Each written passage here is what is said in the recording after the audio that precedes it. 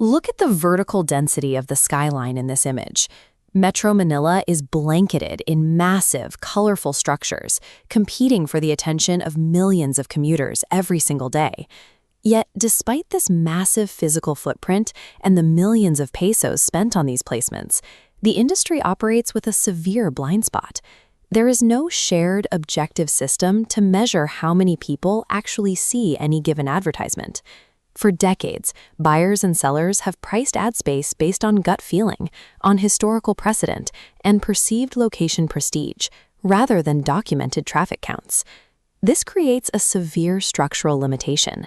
If a brand wants to run a national campaign, they have no mathematical baseline to compare the true value of a site in Quezon City against one in Cebu. Without empirical data, buying out-of-home advertising in the Philippines functions as a gamble on geography, rather than a measurable media investment. Other major markets solved this problem long ago. The United States has Geopath, and the UK relies on Root, documented, industry-wide measurement standards that function as a trusted currency for ad space. The Philippine market has operated for decades with zero equivalent to these independent, trusted systems. OOH Philippines is building this foundational standard from the ground up for the local market. The specific output of this new standard is a documented, formula-based weekly audience reach estimate applied to every single billboard in the directory. Establishing a unified currency forces inventory to compete on actual documented value, moving the market away from perceived prestige and toward objective performance. The calculation relies on 4 specific factors. The first and most critical variable is average daily traffic, or ADT. This represents the raw volume of vehicles passing a specific road segment on a typical day. You can see the sheer volume of ADT in this view of a major Metro Manila thoroughfare. We have to capture this congestion mathematically. To do that, we anchor the busiest corridors to cited government data. For EDSA, we use the specific 2023 MMDA report figure of 407,342 vehicles per day. This is a sourced metric, not a guess. This captures Commonwealth Avenue, which the same MMDA data confirms is Metro Manila's single busiest thoroughfare, logging nearly 408,000 daily vehicles beneath the transit lines. On the expressways, the sourcing shifts. We utilize daily counts provided directly by private operators, capturing 320,000 vehicles on NLEX and over 356,000 on SLEX. Anchoring these major corridors to real, published reports eliminates the baseline guesswork for the highest value inventory in the country. A reliable audience reach metric is impossible without first securing this mathematically defensible foundation of raw vehicle volume. But raw ADT has a primary flaw. Vehicles are not audiences. To get an accurate reach metric, the math must translate metal into humans. This brings us to factor 2, the blended occupancy factor. We apply a conservative average of 1.9 persons per vehicle to account for the heavy mix of private cars, motorcycles, and public utility vehicles on Philippine roads. This multiplier deliberately excludes pedestrian exposure. By keeping the focus strictly on the road, we prevent overpromising, meaning the actual number of people exposed to a site is likely higher than what we report. The third variable is the direction factor, which accounts for the physical orientation of the billboard relative to the flow of traffic. A single-facing billboard is only visible to one direction of traffic. To reflect this, the formula applies a 0.5 multiplier, effectively cutting the total daily audience pool in half.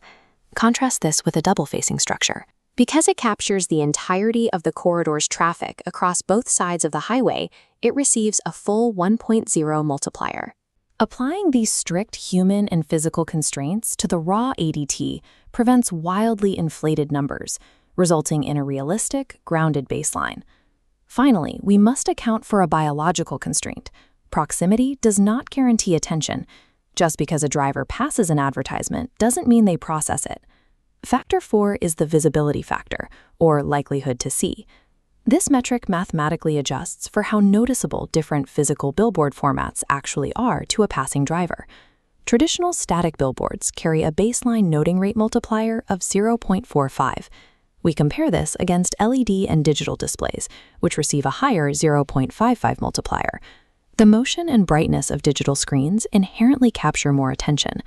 By taking raw traffic volume, adjusting for vehicle occupancy, splitting by direction, and filtering for format visibility, The formula produces a definitive daily opportunity to see metric. There is an obvious limitation to this approach. Official government traffic data does not exist for every provincial highway and city arterial in the Philippines. To solve this massive regional data gap, OOH Philippines developed a tiered confidence system. Layer 1 consists of high-confidence corridors backed by current government or operator data. These are visually represented on the platform by solid markers.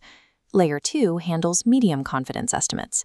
These use verified but dated corridor studies, and the system ensures the exact age of this data is disclosed to the user. Layer 3 utilizes low-confidence, classification-based placeholders.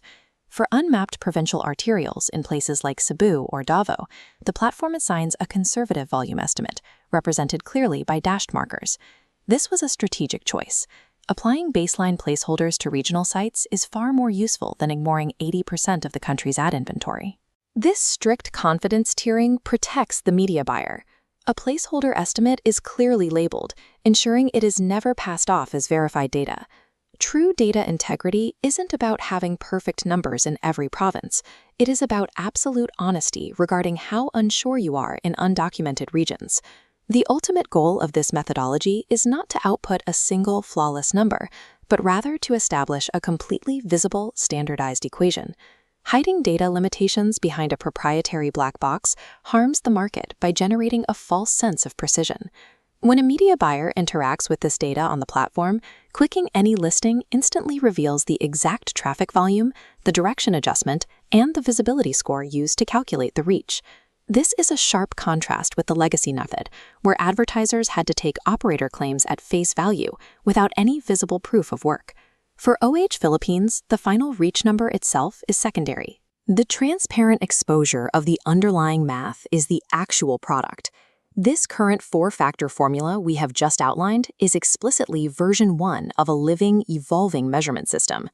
The immediate upgrade path involves replacing those regional placeholder tiers with per-road data sourced directly from the Department of Public Works and Highways.